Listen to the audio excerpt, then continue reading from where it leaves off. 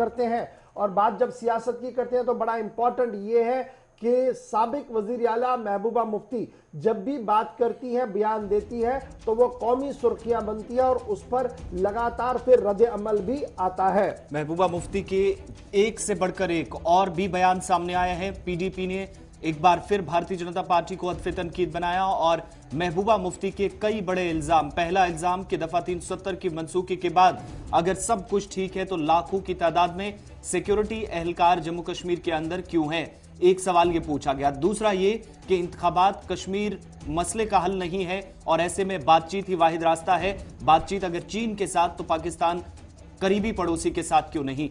तीसरी बड़ी बात जो इल्जाम उन्होंने भारतीय जनता पार्टी पर लगाया या सरकार पर भी सवाल उठाए कि पीपल्स डेमोक्रेटिक पार्टी को पाबंदी लगाने की कोशिश सरकार की तरफ से हो रही है। महबूबा मुफ्ती के बकौल और उनके मुताबिक अदालतों के जरिए जब कोई भी सबूत बीजेपी के पास नहीं है तो अदालतों के जरिए हमें और कुछ और लोगों को डराने की कोशिश। महबूबा मुफ्ती के इस इल्जाम के बाद बीजेपी ने पलटवार करते हुए यह इल्जाम आयद किया है कि मजहब के नाम पर सियासत महबूबा मुफ्ती की पुरानी कहानी है जिसे आज भी वो बार बार दोहरा रही। वोटर टर्नओवर पर भी उनकी बात जो है वो सामने आई है। वोटर टर्नओवर जितना भी ज्यादा हो उससे मसले कश्मीर पर, कश्मीर इशू पर कोई फर्क नहीं पड़ेगा। कल की प्रेस कॉन्फ्रेंस की कुछ बातें हम बता रहे हैं क्योंकि ये बड़ी इंपॉर्टेंट बातें हैं।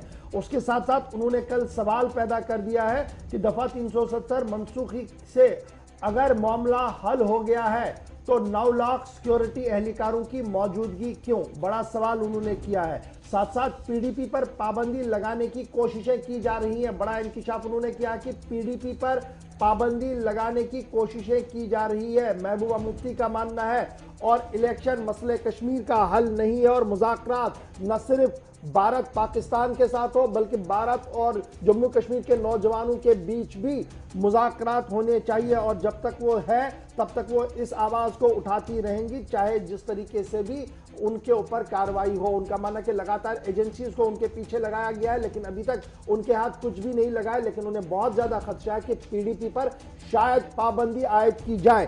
तो बड़ा इल्जाम, बड़ी बात वो कह रहे हैं, इस पर रद्द-ए-अमल जरा बराह रास्त देख लेते हैं क्योंकि हमारे साथ भारतीय जनता पार्टी के senior spokes person retired brigadier Anil Gupta साहब ज्वाइन कर चुके हैं जो जम्मू कश्मीर के हालात और पॉलिटिकल पॉइंट पर तो जवाब दे रहे हैं लेकिन ये मिलिट्री एस्पेक्ट को भी काफी क्लोजली देख रहे हैं। बहुत शुक्रिया सर हमारे साथ ज्वाइन करने के लिए। Good morning. जिस तरीके की प्रेस कॉन्फ्रेंस आ रही है और जिस तरीके से इस प्रेस कॉन्फ्रेंस को अब इंटरनेशनल मीडिया ने भी टेकअप किया है, आपका पहला रिएक्शन ये कहना कि अगर सब कुछ ठीक है तो 9 लाख फौजियों की मौजूदगी आज क्यों और इदारों को गलत इस्तेमाल कर रही है सरकार और पीडीपी पर पाबंदी लग सकती है। गौर साहब शुक्रिया, अस्सलाम वालेकुम, गुड मॉर्निंग। देखिए, महबूबा जी की पुरानी आदत है विक्टिम कार्ड खेलना और अब जबकि पहली फेज के इलेक्शंस हो गए हैं और टर्नआउट बहुत अच्छी रही है, उससे वो बौखला गई हैं। उनको लग रहा है कि उनका जो भी थोड़ा बहुत पॉलिटिकल वजूद था वो खत्म होने वाला है, इसलिए वो बहानेबाजी कर रही हैं। यहां तक सवाल है कि 9 लाख या 8 लाख फौजी क्यों हैं कश्मीर के अंदर। हर कोई जानता है कि कश्मीर जो है victim of state sponsored terrorism by Pakistan और जब तक वो खत्म नहीं होगा, जिसकी सरकार कोशिश कर रही है, तब तक वहां पर फौज का होना लाजमी है क्योंकि कश्मीरियों की हिफाजत करना या जानो माल की सरकारी प्रॉपर्टी की हिफाजत करना ये बहुत जरूरी है। ये हम इसलिए नहीं छोड़ सकते कि महबूबा मुफ्ती कहती है कि यहाँ पर फौजी क्यों हैं। महबूबा मुफ्ती के कहने के ऊपर देश की सिक्योरिटी डिसाइड नहीं होगी, ये उनको गलत फहमी है। साथ ही साथ उनका ये कहना कि उनको विक्टिमाइज किया जा रहा है, वो मैंने कहा कि उनकी आदत है विक्टिम कार्ड खेलना।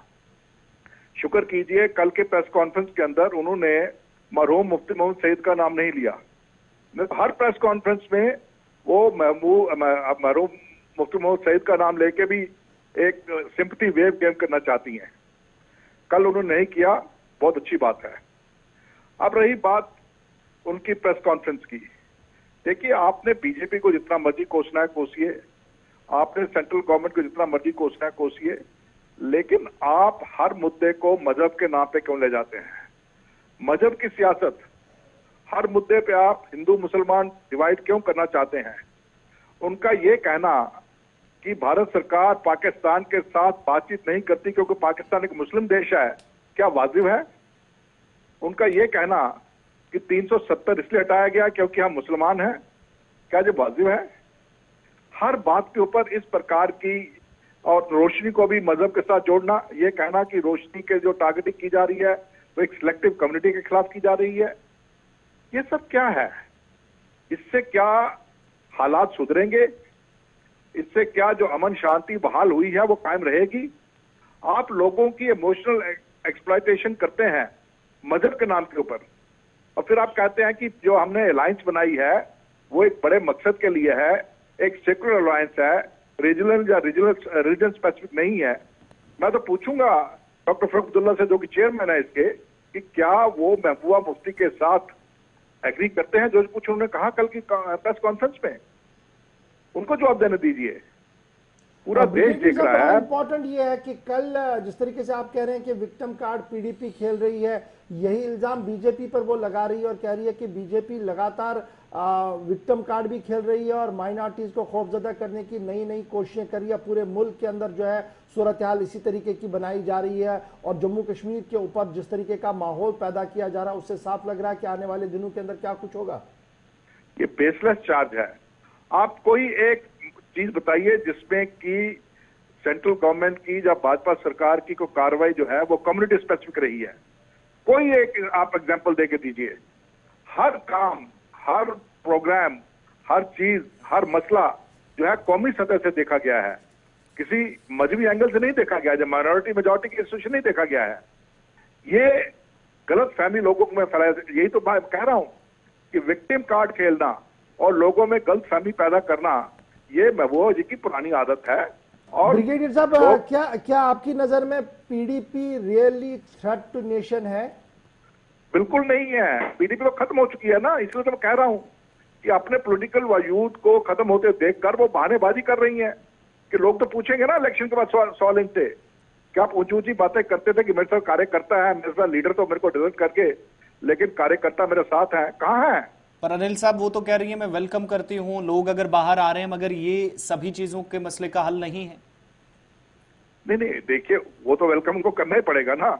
जब हो गया, उन्होंने पहले तो सोचा कि बायकॉट होगा, जब बायकॉट नहीं हुआ तो उन्होंने बयानबाजी बदल ली। ये तो उनकी आदत है ना, मौके को देख के बयानबाजी करना।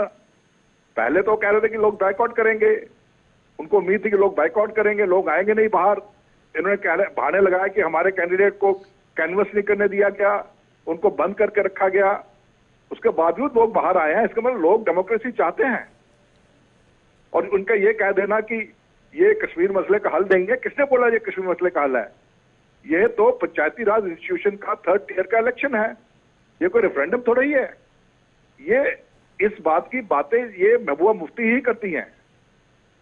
बहुत बहुत शुक्रिया ब्रिगेडियर अनिल गुप्ता साहब हमारे साथ ज्वाइन करने के लिए। बात पीपल्स डेमोक्रेटिक पार्टी की सदर और रियासत की साबिक वजीर आला महबूबा मुफ्ती की तरफ से लगाए गए चार्जेस की है, जिसमें उनको यह शक है कि पीडीपी पर शायद पाबंदी लग सकती है और उनका यह भी मानना है कि जिस तरीके से चुनाव हो रहे हैं क्या इससे मसले का हल निकाला जा सकता है। और अगर लगातार मरकजी क़यादत ये कह रही है कि सब कुछ ठीक है, तो सिक्योरिटी फोर्सेस की इतनी ज़्यादा तादाद जम्मू कश्मीर के अंदर क्यों है? कुछ सवाल उन्होंने पूछे थे जिसका काउंटर जो है इस वक्त बीजेपी की तरफ से किया गया थोड़ी देर पहले। चलिए, हमारे साथ इस वक्त डॉक्टर हरबख्श सिंह साहब भी ज्वाइन कर चुके हैं, पीडीपी के तर्जुमान भी हैं। मजीद इस पर थोड़ी सी बात करेंगे क्योंकि वक्त हो गया है, इसके बाद ब्रेक का भी। डॉक्टर साहब बहुत शुक्रिया जी ज्वाइन करने के लिए। महबूबा मुफ्ती साहिबा ने कल प्रेस कॉन्फ्रेंस की और रिटायर्ड ब्रिगेडियर अनिल गुप्ता साहब ने उनका जवाब दिया, कहा कि मसले का हल तो है नहीं है, लेकिन तो पंचायती सिस्टम एक चलाना है, लेकिन एक विक्टिम कार्ड और मजहबी कार्ड लगातार पीडीपी खेल रही है और उसी के बहाने आगे बढ़ना चाहती है। देखो इशफाक साहब, इन्होंने अभी कहा बाइकाट की बात।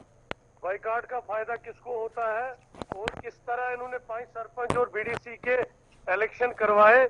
इनको इस वक्त भी यही ख्याल था कि पार्टिसिपेशन नहीं होगी, कोई भी पार्टी यहाँ पे नहीं करी। नहीं तो 70 साल 80 साल की हिस्ट्री में बर्फ के दौरान कभी इलेक्शन नहीं हुआ है और आज तक कभी हुआ नहीं है कि दिसंबर के महीने में सुबह 7 बजे से 2 बजे तक इलेक्शन किया जाए।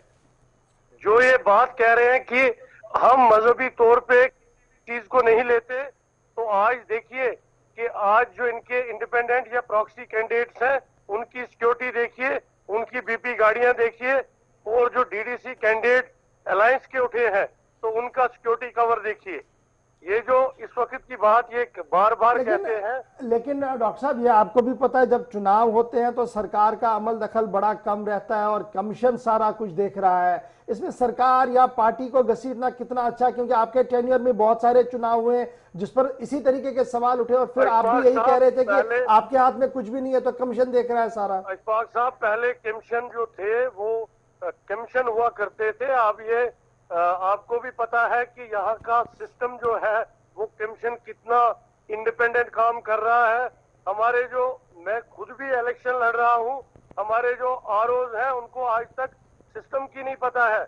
उनको ये नहीं पता है कि किस दिन इलेक्शन की मुहिम बंद होगी और एक कैंडिडेट को क्या क्या चीज रखनी है, स्टैंप क्या बनानी है। इन्होंने ऐसे ही ये एक चोर दरवाजे से कोशिश की थी इस सिस्टम को करने की, अब ये बौखला गए हैं। और बाइकाट का फायदा किसको होता है ये इनको पूरी पता है। हमारी पार्टी जो है, हमने हमेशा कहा कि कश्मीर मसले का हल निकालिए। ये जो वोटिंग वाला सिस्टम है ये लोअर लेवल पे लोगों की थोड़ी सी मिजरीज को कम करने के लिए ठीक है, लेकिन जो धीरे ना हल है जिसके लिए बातचीत करनी है, और जो आप विक्टिमाइज किया जा रहा है, जैसे वहीदुर रहमान परा को देखिए, हमारे बाकी लीडरों को देखिए, जो बार बार, जिसने वहीद साहब ने फार्म भी भरा था डीडीसी का। डॉक्टर साहब वहीद साहब पीडीपी के यूथ प्रेसिडेंट है, एनआईए की कस्टडी में अदालत मॉनिटर कर रही है मामला को। लेकिन आपको ये भी याद होगा ना कि महबूबा मुफ्ती साहिबा जब चीफ मिनिस्टर थी तो कितने लोगों को एनआईए ने लिया, और जब उनसे ये पूछा गया था उन्होंने कहा था ये इंडिपेंडेंट एजेंसी है। आप भूल क्यों जाते हैं इस चीज को? लेकिन जब फार्म भरा उसके बाद ही कार्रवाई क्यों? तो ये थोड़ी ना है कि कोई चीफ मिनिस्टर बनते हुए भी किसी के ऊपर कोई एमएलए बन के भी कार्रवाई हो सकती है। नहीं, फॉर्म भरना कोई देशभक्ति का सर्टिफिकेट थोड़ी ना कि ऑल इज वेल। उसी वक्त क्यों जब फॉर्म भरना है? नहीं, हो सकता है टाइमिंग पर आप सवाल उठाए, लेकिन फॉर्म भरने का कथित तौर पर यह मतलब नहीं है कि ऑल इज वेल और वो जनाब 100% क्लियर है हर कोई। पहले भी कार्रवाइयां हो सकती थी, इसके बाद भी कार्रवाइयां हो सकती हैं। पहले कार्रवाइयां होती तब भी इसी तरीके का सवाल पूछना था जी। बहुत शुक्रिया डॉक्टर साहब हमारे साथ ज्वाइन करने के लिए जी। ये डॉक्टर भगत सिंह साहब बता रहे थे अपनी पोजीशन को और बेहतर करने की कोशिश कर रहे हैं और बता रहे हैं कि क्या कुछ है।